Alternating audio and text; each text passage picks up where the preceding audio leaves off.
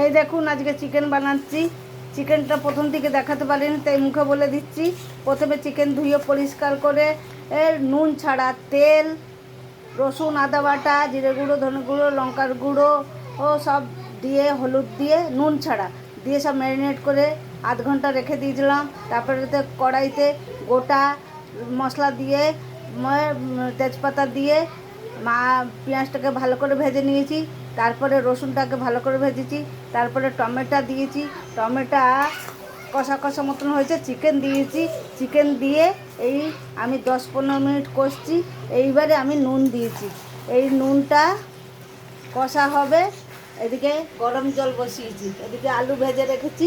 আর এই যে এটা কষা হবে, ভালো করে কষবো। দেখুন খুব সুন্দর কষা। এরকম কষা খেলে খুব ভালো লাগবে। আলু দিয়ে দিয়েছি, তেল ছেড়ে দিয়েছে। দেখুন কি সুন্দর তেল ছেড়ে দিয়েছে। এখন গোলমরিচের গুঁড়োটা দেবো না, গোলমরিচের গুঁড়োটা নামানোর একটু আগে দেবো। আর গরম মশলা রেখেছি, বেটে দেবো। এই দেখুন কত সুন্দর হয়েছে। দেখুন এবারে এই জল, গরম ঠান্ডা জল দেবো না, গরম জল এই দিয়ে দিলাম। এতে মাংস খুব টেস্ট হয় গরম জল দিলে। তাড়াতাড়িও ফোটে, গপ গপ গপ গপ করে ফুটবে।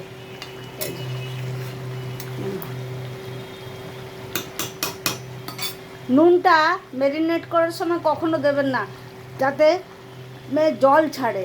জল ছেড়ে চিকেনটা সেই ভালো করে ম্যারিনেট হয় না। সেটা নুন কষে যাওয়ার পরে নুনটা দেবেন, তবে গিয়ে ভালো লাগা হবে। আর কষতেও সুবিধা হবে, তাহলে মাংস যখন কড়াইতে দেবেন জল বেরোবে না। এই দেখুন গোলমরিচ, লবঙ্গ, দারচিনি আর এলাচ বাড়ছি।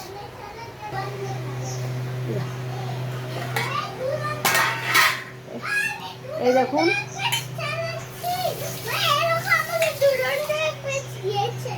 গরম মশলা, এই গোলমরিচ, দারচিনি, লবঙ্গ, এলাচ বাটা দিয়ে দিয়েছি।